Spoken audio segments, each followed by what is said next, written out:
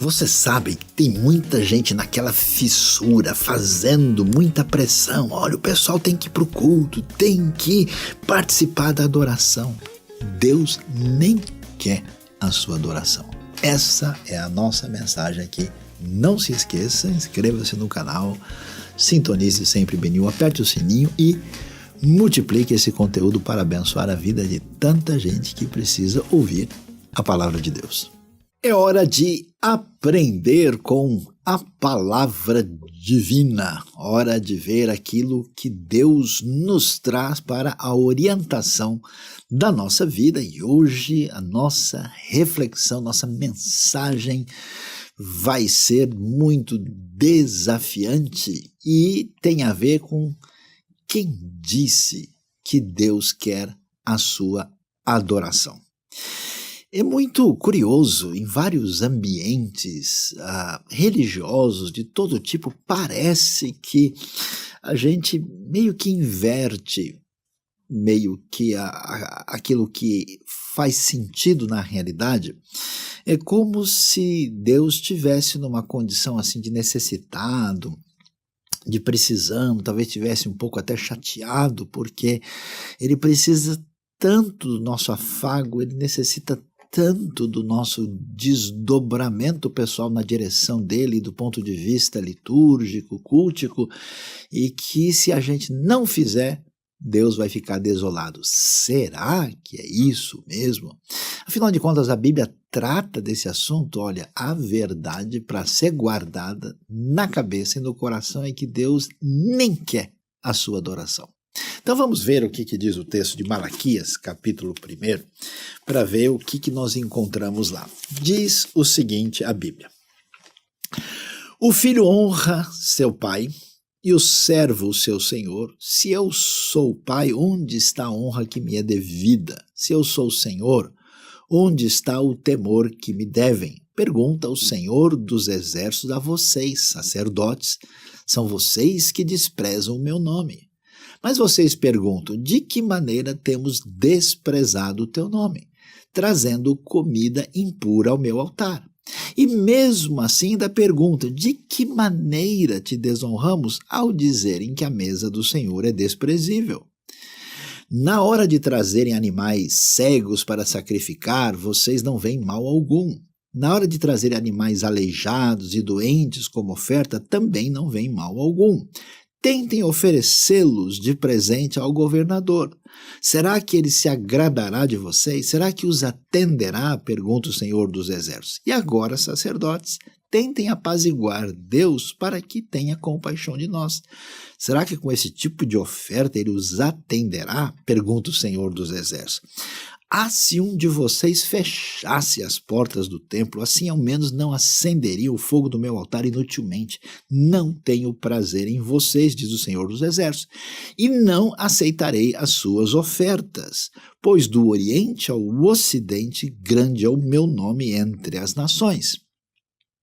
Em toda parte incenso é queimado e ofertas puras são trazidas ao meu nome, porque é grande o meu nome entre as nações, diz o Senhor dos Exércitos. Mas vocês o profanam a dizerem que a mesa do Senhor é imunda e que a sua comida é desprezível, e ainda dizem que canseira e riem dela com desprezo, diz o Senhor dos Exércitos. Quando vocês trazem animais roubados, aleijados e doentes e os oferecem em sacrifício, deveria eu aceitá-los de suas mãos? Pergunta o Senhor. Maldito seja o enganador que, tendo no rebanho um macho sem defeito, promete oferecê-lo e depois sacrifica para mim um animal defeituoso, diz o Senhor dos Exércitos, pois eu sou um grande rei e o meu nome é temido entre as nações. Uau, que texto forte é esse aqui do profeta Malaquias. E aí a gente começa a entender aqui como é que essa questão está sendo tratada. Então vamos lá. Malaquias é um profeta do século 5 a.C.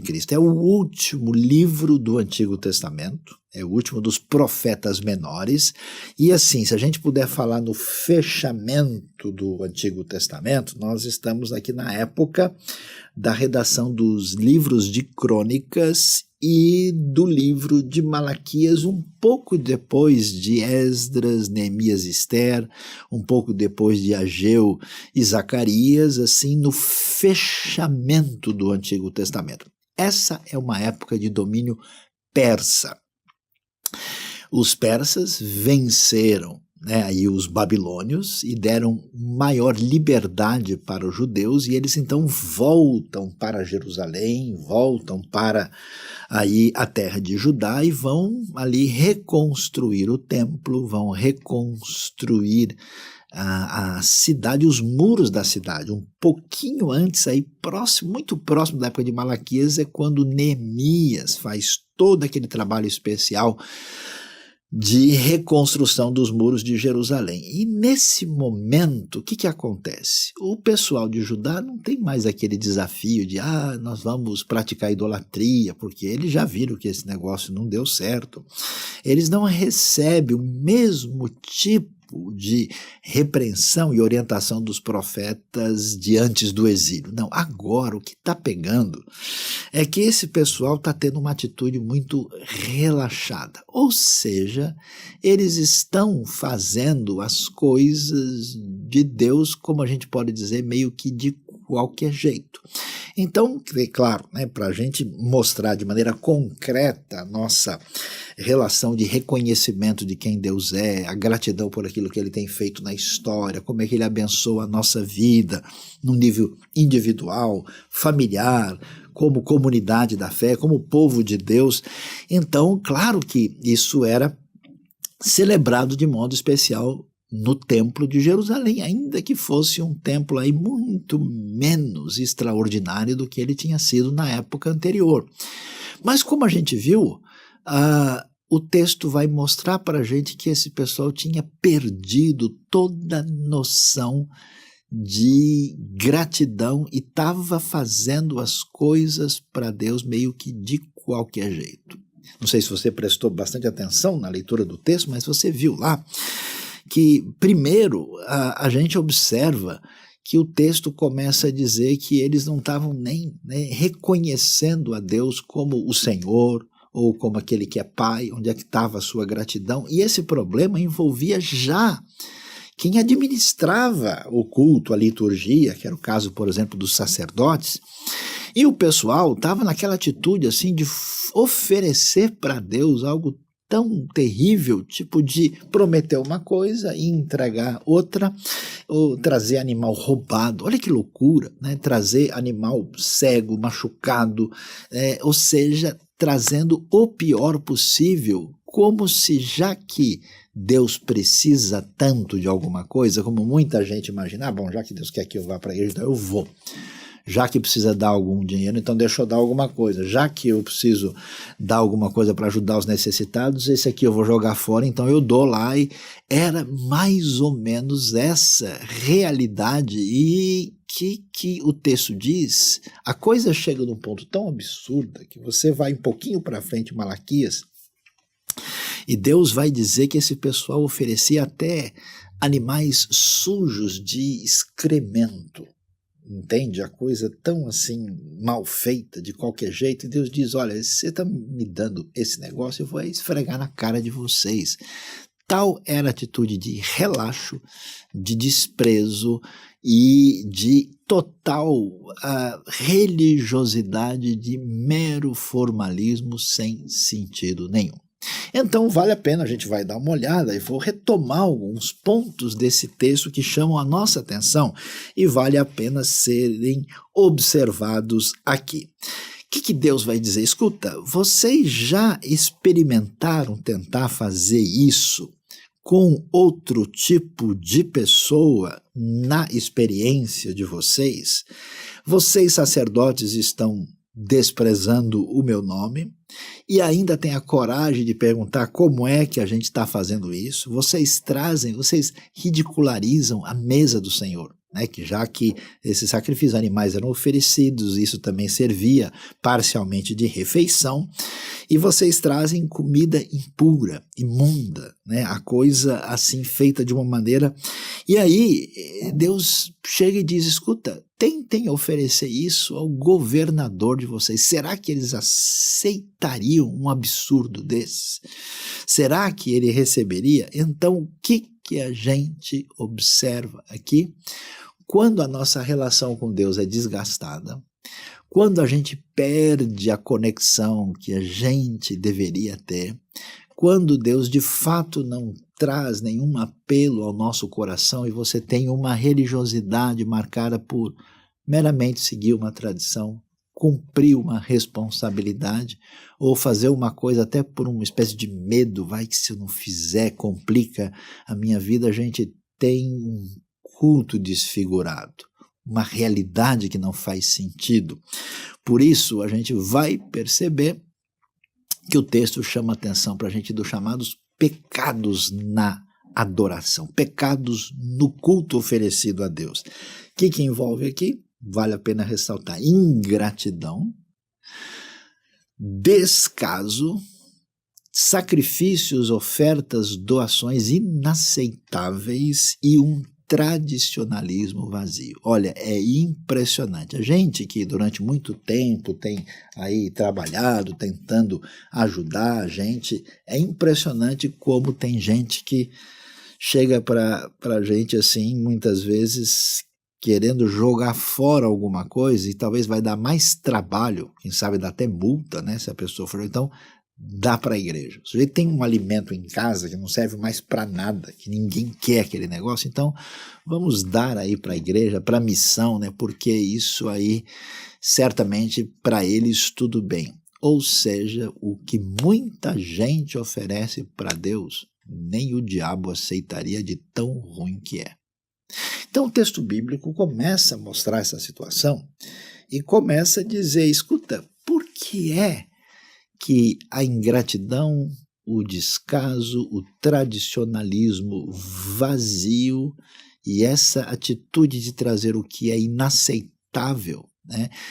Veja quantas pessoas, até num ambiente, por exemplo, de adoração, de celebração, de culto, estão com a atenção em outro lugar, estão fazendo outras coisas, estão, na verdade, pensando, quer dizer, não existe qualquer prioridade na relação de Deus com a pessoa. Então por que a pessoa faz? Aliás, o texto vai mexer com isso. Quem diz que eu quero esse tipo de coisa? Por que a pessoa está fazendo? A pessoa faz simplesmente, sei lá como é que eu posso dizer, porque sim, porque ela está querendo fazer e ponto. Então vamos olhar um pouquinho mais o que nós temos para entender o que acontece aqui em Malaquias. O que vamos ver na sequência, né? Deus repreende os sacerdotes e aí vai dizer uma coisa muito interessante que merece um destaque especial quando ele, depois de dizer que tente oferecer o que vocês trazem para Deus, para qualquer pessoa, tente oferecer para o governador. Não é interessante como gente que de alguma maneira representa poder, destaque, proeminência, riqueza, às vezes é tratado até com bajulação de maneira extraordinária e para Deus vai meio que de qualquer jeito? Então a resposta que vem da parte de Deus por meio do profeta Malaquias é algo que chama atenção. Ele diz o que? Se um de vocês fechasse as portas do templo. Chega, Deus não quer. Assim, ao menos, não iriam acender o fogo do meu altar inutilmente. Não tenho prazer em vocês, diz o Senhor dos Exércitos, não aceitarei as suas ofertas. Ou seja, tem muita gente que de fato imagina que a gente tem que manter a sistemática, tem que manter, né? Muita gente na minha vida falou: olha, vai lá, corre atrás do fulano, porque ele não está querendo, mas se a gente talvez, né, oferecer alguma coisa, faz um negócio que... Mas como assim? A pessoa precisa ser meio convencida, enganada. É como se a gente pudesse, assim, de alguma maneira, embelezar, plastificar, deixar bonita a fé, o seu conteúdo, para ver se a pessoa fala, então tá bom, eu vou dizer obrigado, Senhor, hoje. Como que? Fique à vontade. O que Deus diz? Seria bom se vocês fechassem as portas do templo. Vocês acham que eu estou precisando de alguma coisa? Quer dizer, você não caiu na realidade, você não entendeu. Será que as pessoas não entendem que quando a gente está falando de adorar a Deus, de agradecer a Deus, reconhecer, nós estamos falando do Senhor do universo, do Criador dos céus e da terra, das galáxias extraordinárias do universo que estão à nossa disposição, do todo a criação, tanto no sentido macroscópico como microscópico, toda a diversidade, o que sustenta a nossa vida, que se revelou através da história. Quer dizer, como assim? Uma poeirinha, um nada no universo vai, tipo assim, manipular o Criador dizendo, tá bom, eu aguento 1 hora de mensagem, tá? Aí o senhor fica feliz.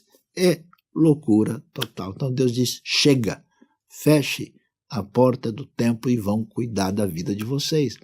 Deus não precisa daqueles que supostamente vão sustentar o seu culto, a sua adoração. O texto é muito claro quando isso aparece aqui. Pois é, então vamos ver o que a sequência de Malaquias tem a nos ensinar. Olhando para o texto mais uma vez, a gente vai ver aqui alguns elementos que chamam a atenção de maneira particular. De repente, do nada, no verso 11, surge uma coisa que ninguém poderia imaginar e esperar, especialmente num contexto desse, dizendo que, pois do Oriente ao Ocidente, grande é o meu nome entre as nações. Algumas versões mais antigas traduzem de maneira equivocada isso no futuro, o que não é o caso, né? Pela gramática hebraica não é o que cabe adequadamente no contexto. Em toda parte, incenso é queimado e ofertas puras são trazidas ao meu nome, porque grande é o meu nome entre as nações. E aí Deus mais uma vez diz, olha, vocês estão reclamando, vocês estão dizendo que canseira. É interessante, né? Como muita gente executa atividades religiosas meio que carregando um fardo e critica o fato deles seguirem a tradição e só para manter a formalidade, trazendo até animal roubado, animal aleijado, doente, oferecendo uma coisa e trazendo outra. De repente se discutindo uma realidade extraordinária, que é que esse pessoal não sabe quantas pessoas e qual é a dimensão de tudo aquilo que envolve a verdadeira adoração que Deus merece. E aí nós temos esse destaque especial no verso aí 10 e 11, que apresenta para a gente uma surpresa. Grande é o meu nome entre as nações. Como assim?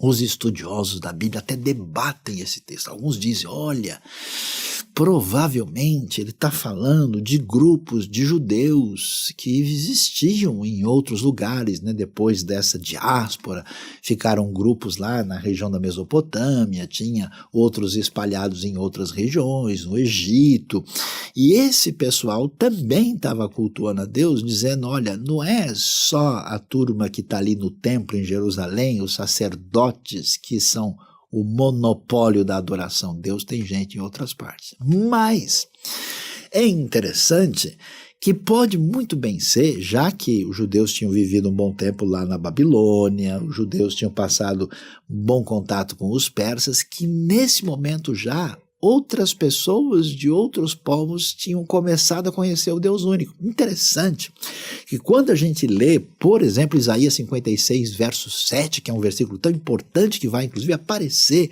na citação de Jesus no Novo Testamento, que diz, a minha casa será chamada casa de oração para todos os povos, Beit Tefilá Lekol Amim, diz ali o texto original. Então você imagina só que coisa é essa? Deus está dizendo assim: se vocês são ingratos, se vocês têm uma espiritualidade vazia, se vocês não sabem o que é adoração, se vocês cantam por cantar, se vocês vão por isso, vocês dão para desencargo de consciência, não, porque Deus não quer, nem quer a sua adoração e muito menos precisa dela. Impressionante o caminho que o texto vai nos apresentar. E aí a gente agora começa a perguntar, falei, mas espera aí, quer dizer que tem uma meia dúzia de pessoas aí, talvez de judeus e alguns aí indivíduos das outras nações que estavam talvez adorando a Deus com sinceridade, é isso? E então Deus estava tranquilo com isso e estava tudo bem. Meu querido amigo, minha querida amiga, a gente não faz ideia do tamanho da fila para adorar Deus com sinceridade. A gente não faz ideia. Eu tenho visto no mundo comunidades, localidades, países, cidades, denominações, igrejas que parece que eles acham realmente que Deus é meio refém do pensamento limitado deles. Eles não fazem nem ideia do que acontece na vastidão do mundo, com milhares de nações, de tudo quanto é cultura, o que está acontecendo, o que o Espírito de Deus está fazendo nesses ambientes. E enquanto eles ficam naquela, olha, se der certo, se não chover hoje, se não tiver muito calor, se não tiver passando nada muito legal na TV ou em alguma plataforma especial de algo que eu preciso ver, nenhum jogo importante, aí quem sabe eu apareço lá para pelo menos dizer amém e dar uma ajudinha lá para o pessoal. Que loucura é essa? E é interessante o que é que a Bíblia vai nos mostrar. Deus tem adoração garantida. Ele nem quer aquilo que você pode querer oferecer de qualquer jeito. E o que a gente vê? Dá uma olhada. Quando a gente abre a Bíblia em Neemias 9:6, olha o que o texto diz. Só tu és o Senhor, fizeste os céus e os mais altos céus e tudo o que neles há. A terra e tudo o que nela existe, os mares e tudo o que neles existe, tu deste vida a todos os seres e os exércitos dos céus te adoram. E o Salmo 96, verso 11 e 12, vai dizer, regozijem-se os céus e exulte a terra, ressoe o mar, e tudo que nele existe, regozijem-se os campos e tudo que neles há, cantem de alegria, todas as árvores da floresta. Uau! O Senhor da criação. Olha que coisa interessante. Os seres inanimados, que nem consciência têm, estão na fila da adoração. Imagine só o Deus Criador dos céus e da terra com os milhares, milhões de seres diferentes e toda a diversidade da própria natureza diante de nós. Imagina que ele realmente precisa daquele indivíduo que se acha a última bolacha do pacote, que acha que está fazendo um favor muito grande para ajudar a comunidade A, B ou C, ou ir lá, né, a brilhantar o ambiente com a sua presença, como se isso fosse fazer grande diferença para Deus. Deus dissesse, que pena que o sujeito hoje está com o horário cheio, ele não pode participar. Deus tem toda a criação o adorando, as árvores, as aves do céu, as feras, tudo está na adoração. Então veja só que coisa impressionante. Mas tem mais. A gente vai ver que não só os seres inanimados estão fazendo isso. Quem poderia imaginar que, atenção, está sentado, se não senta para ouvir, pagãos dos povos que a gente nem imaginaria, inclusive acostumados à idolatria. Se muita gente que conhecia a palavra divina foi atrás dos ídolos falsos e vazios, não é que muitas pessoas das nações estavam começando a adorar a Deus do jeito que ele merecia? Olha só o que a gente lê. Uma história curiosa, interessante, que merece a nossa atenção, está em 2 Reis capítulo 5, verso 17. Quando o general arameu sírio que inclusive guerreou contra Israel e venceu suas batalhas, depois de encontrar o profeta de Deus e ser curado, ele vai dizer o seguinte: e disse Naamã: já que não aceitas o presente, ao menos permite que eu leve 2 mulas carregadas de terra, pois teu servo nunca mais fará holocaustos e sacrifícios a nenhum outro Deus, senão ao Senhor. É impressionante, o profeta Jonas, fugindo de Deus, imagina, um homem profeta, conhece a palavra, ele é totalmente ensinado, deveria entender, e quando ele está fugindo, ele entra num navio cheio de pagãos e idólatras, e o que Deus faz? Deus é simplesmente extraordinário, usa até a rebeldia de Jonas para proclamar a sua verdade e o seu nome. Verso 15 diz: em seguida pegaram Jonas e o lançaram ao mar enfurecido, e este se aquietou ao verem isso.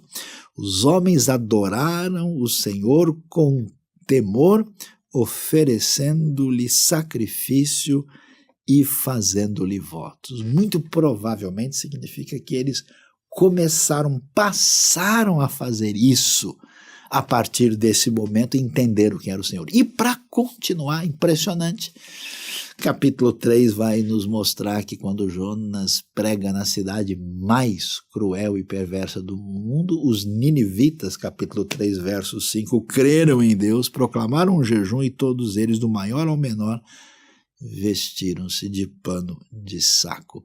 Deus nem quer a adoração daquele que quer fazer a coisa de qualquer jeito. Sim, o Deus Todo-Poderoso, onisciente, onipresente, Senhor dos céus e da terra, não precisa da adoração de ninguém que é mal-humorado e ingrato e quer construir um relacionamento indevido com ele. Nós vamos ver pagãos idólatras, nós vemos aqui de maneira extraordinária os seres inanimados, né? Toda a criação, toda a natureza nessa sintonia com o grande Criador e sustentador do universo. E olha que coisa interessante, não só eles, mas os próprios animais, não são mais as árvores, o mar, as ondas, os céus, as estrelas, não, os animais. Inclusive, alguns apareceram aqui hoje, e olha que coisa interessante, tem um elefante, aqui tem uma arara, um papagaio, alguma coisa assim, e até mesmo uma coruja. Aliás, pensando na coruja, não é que a coruja mandou lembrança para todo mundo, porque ela também faz parte desse grande momento de celebração e adoração a Deus. Vamos dar uma olhada? Isaías 43 vai nos dizer algo especialmente sobre isso. O que é que nós encontramos lá? Veja só que coisa, os animais da criação. Diz o texto: os animais do campo me honrarão, os chacais e as corujas, porque fornecerei água no deserto e riachos no ermo para dar de beber ao meu povo, meu escolhido. Ou seja, o texto bíblico mostra que de uma maneira, ainda que não perceptível e até mesmo não com a consciência que a gente pudesse talvez sugerir, os animais da criação adoram ao Senhor, fazem parte desse culto extraordinário, assim, que é descrito na Bíblia. Então imagine se o Criador, de fato, dependeria de pessoas que estão pagando por rituais religiosos obrigatórios. Mas o texto bíblico vai mais adiante. E aí uma surpresa impressionante para a gente, porque até aí a gente pode dizer: ô Saião, tudo bem, estou entendendo, eu captei assim, a ideia da mensagem, mas assim, só que é o seguinte, tem gente que está numa rota de colisão com Deus, tem gente que bate de frente, tem gente que a gente não tem nem como esperar nada dessas pessoas. A pergunta é: será? Você já imaginou uma coisa doida dessa? Que é você perder o espaço exatamente para o pior tipo de pessoa. Ou seja, na grande fila da adoração, do reconhecimento do Deus Criador, do Deus que é o Senhor do Universo, do Deus Pai, do Deus Perdoador, do Deus que nos salva em Cristo Jesus, de tudo isso, né, nós temos uma fila que está crescendo a cada hora, assim, né, para fazer parte desse grande momento de adoração, e o indivíduo fazendo pouco, dando mole, achando que ele é muito importante, e quando ele sobrar alguma coisa, ele vai lá tentar jogar as migalhas para o Senhor, né? E é interessante que, olha só, é muito louco o que a gente vai achar em Isaías capítulo 19. Preste atenção. Assim, o Senhor se dará a conhecer aos egípcios, e naquele dia eles saberão quem é o Senhor. A ele prestarão culto com sacrifícios e ofertas de cereal. Farão votos ao Senhor e os cumprirão. O Senhor ferirá os egípcios, ele os ferirá e os curará. Eles se voltarão para o Senhor, ele responderá às suas súplicas e os curará. Naquele dia haverá uma estrada do Egito para a Síria. Os assírios irão para o Egito e os egípcios para a Síria, e os egípcios e os assírios cultuarão juntos. Meus queridos, isso é simplesmente, absolutamente impensável. Preste atenção, a história do Israel antigo, ela se define como início da identidade do povo saindo da escravidão do Egito. Então a gente poderia imaginar, olha, não há nada pior do que a gente pensar em Egito. E o Egito está debaixo da mão de juízo de Deus e acabou.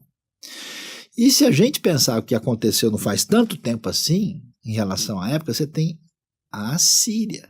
O que aconteceu na época da destruição de Samaria, destruição do Reino do Norte, a crueldade dos assírios, aquilo que tem a ver com a invasão de Senaqueribe, né, tentando destruir e cercando Jerusalém na época de Ezequias. Quer dizer, ninguém imagina que Assírio não é nem ruim. Você entende o profeta Jonas. Por que Jonas se negou a ir para Nínive? Ele falou, qualquer coisa menos Nínive. Oferecer chance de restauração para Assírio, acabou. Então os inimigos de Deus aparece no cenário da grande visão profética de Isaías, dizendo, vai chegar o momento em que eles vão entrar na fila da adoração. Uau, o que é isso? Ou seja, Deus de fato é o Senhor do universo, Senhor dos céus e da terra, o Senhor da história, o Senhor da história da redenção.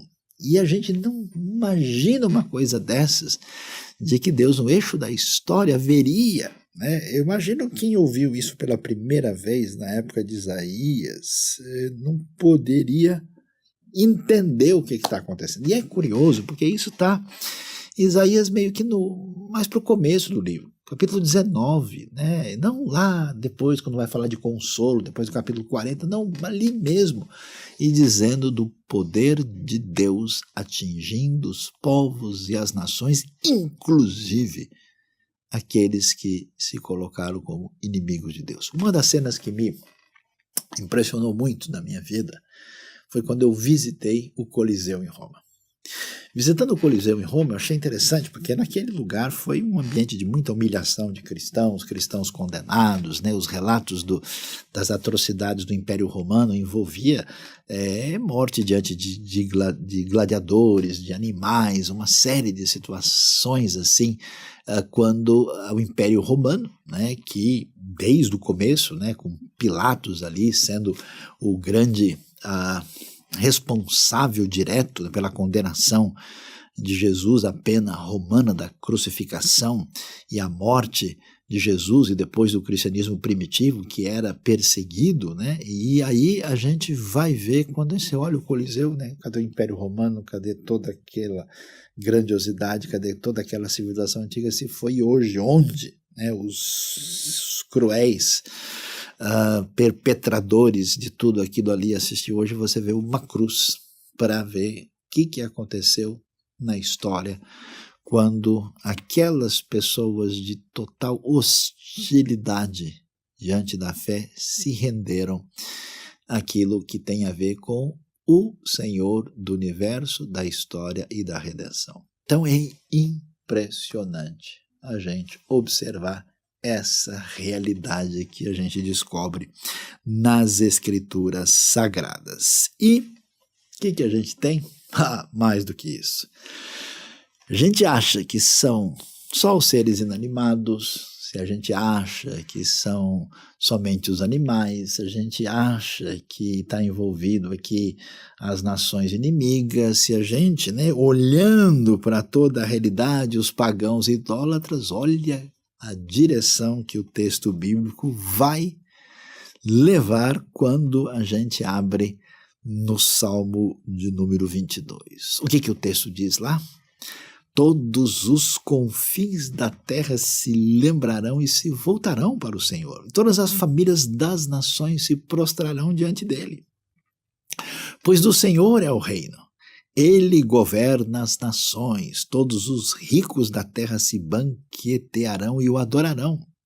Haverão de ajoelhar-se diante dele todos os que descem ao pó, cuja vida se esvai. A posteridade os servirá. Gerações futuras ouvirão falar do Senhor, e a um povo que ainda não nasceu proclamarão seus feitos de justiça, pois ele agiu poderosamente. Meu querido, meu amigo, a fila está aumentando, hein? Olha só que coisa impressionante. Quer dizer, Deus, na sua soberania, na sua sabedoria, nos seus propósitos, às vezes compreensíveis à primeira vista, está agindo na história e conduzindo para essa direção extraordinária. Às vezes eu fico tão preocupado com gente que tem um tom tão negativo de avaliar a realidade. Parece que algumas pessoas de fato acreditam mais na soberania do mal do que na soberania de Deus conforme revelada nas Escrituras. A gente não faz ideia como é que uma naçãozinha de nada como Israel, que tem essa expressão de fé diferenciada, que os estudiosos até gostam de chamar de manifestação da consciência transcendental. Como é que essa experiência com seus valores, com o seu ensino, com essa realidade de uma espiritualidade única e diferenciada começa como que a fermentar, borbulhar e começa a influenciar o mundo à sua volta sem que isso pudesse ter sido feito pelo poder da força humana. Isso se desdobra na sua plenitude com a vinda de Cristo Jesus, do Evangelho, da salvação. E de repente, olha que coisa impressionante, no último século, nos últimos 80 anos, a fé cristã cresceu no mundo como nunca. Ou seja, os povos estão chegando, a fila está aumentando, todo mundo chegando para a grande celebração.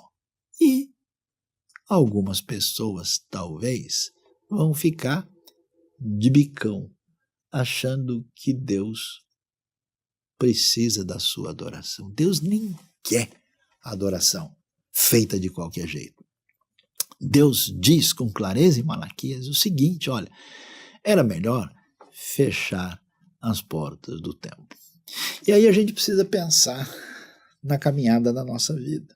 A gente precisa pensar na nossa verdadeira responsabilidade. A gente precisa entender como que um caminho de ingratidão, um caminho de seguir um tradicionalismo vazio, um caminho de simplesmente manter aparências, um caminho onde a gente nunca se envolve com a mente, com o coração, com a vida, para, de fato, veja, adorar a Deus e servir.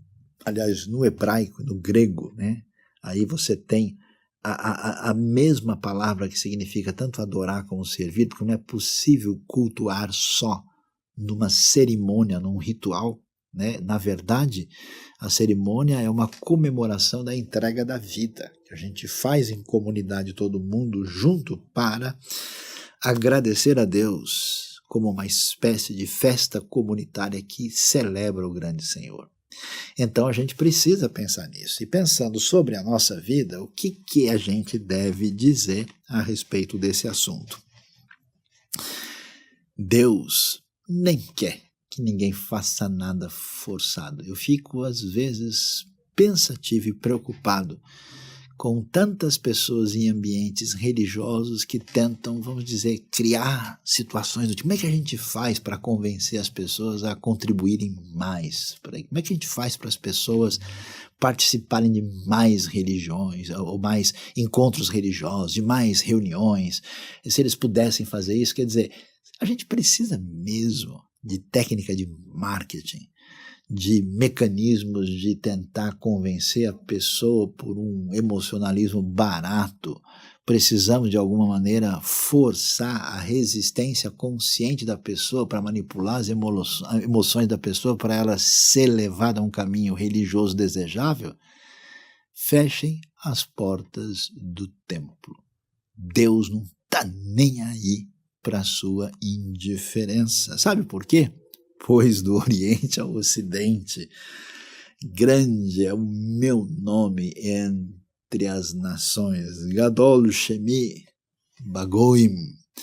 Em toda parte incenso é queimado e ofertas puras são trazidas ao meu nome, porque grande é o meu nome entre as nações, diz o Senhor dos Exércitos. E olha, eu perco a conta de pessoas que, do nada, ouvindo uma transmissão de rádio, achando um folheto, encontrando um Novo Testamento jogado, ouvindo um testemunho aqui lá nos Cafundó, no fim do mundo, num ambiente totalmente não promissor, tiveram um encontro verdadeiro com Deus e buscavam a Deus de coração. Parecido com um Cornélio, que nem conhecia Jesus, e o anjo aparece para ele e diz, olha, as tuas esmolas e as tuas orações têm subido diante de Deus. Aquele pagão romano, militar, membro do grupo opressor, acha que ele realmente tem o poder de Deus, e a sua ação está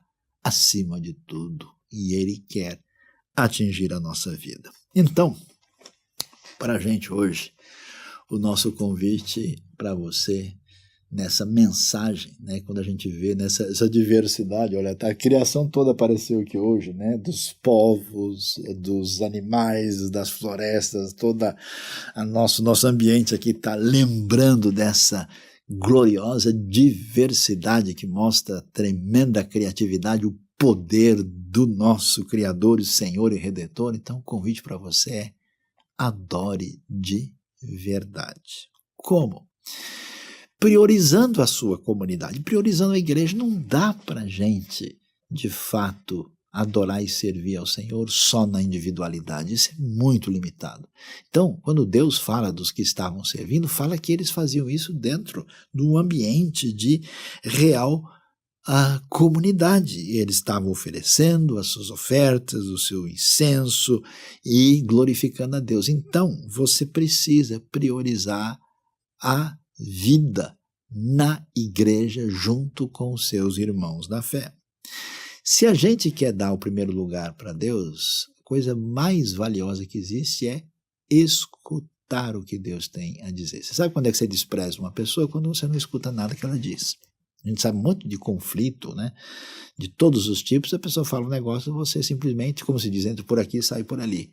Então, estudando a sua palavra. Ninguém leva Deus a sério sem dar atenção devida à sua palavra. Depois, contribuindo.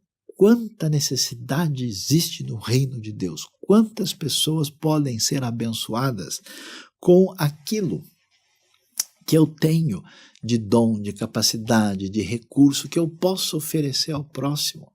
E então nós temos a responsabilidade de fazer. Se eu adoro a Deus, a diretriz bíblica é amar a Deus e ao próximo. Com certeza eu quero e devo contribuir. Essa generosidade, esse caminho, inclusive, é vital para a minha saúde, até como ser humano. E vivendo uma vida justa. Claro, porque o sujeito está ligado à fé e ele começa a ter uma conduta totalmente em ruptura com a fé, de maneira injusta, desonesta, explorando, enganando os outros na sua intenção, prejudicando o próximo, sendo imoral, prejudicando a sua própria vida, é claro que isso não tem nada a ver, né? E isso, os profetas falavam muito disso no tempo de Israel, gente que estava lá fazendo o cerimonial externo, mas cuja vida tinha perdido a conexão com a verdadeira adoração. E claro, e não só isso, mas servindo na prática com os seus dons, aquilo que Deus deu a condição de você fazer. Ninguém é igual a você nesse universo. Ninguém faz as coisas de maneira peculiar como você faz. E não há nada nesse mundo, não tem ninguém fraco, pobre, doente e limitado demais que não possa oferecer alguma coisa que seja um caminho de bênção para os outros. E olha, eu vou deixar bem claro aqui, a fila só está aumentando. A quantidade de gente que já está nessa sintonia, que está chegando, aquela grande celebração que você vê em Apocalipse 4 e 5, a gente está só ensaiando. A grande festa final vai chegar. E a pergunta é, você está dentro ou só você vai ficar de fora?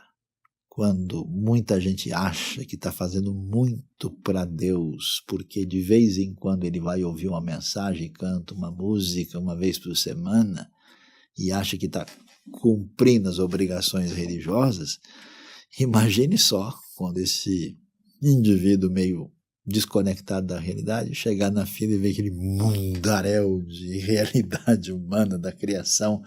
Adore de verdade, não fique de fora.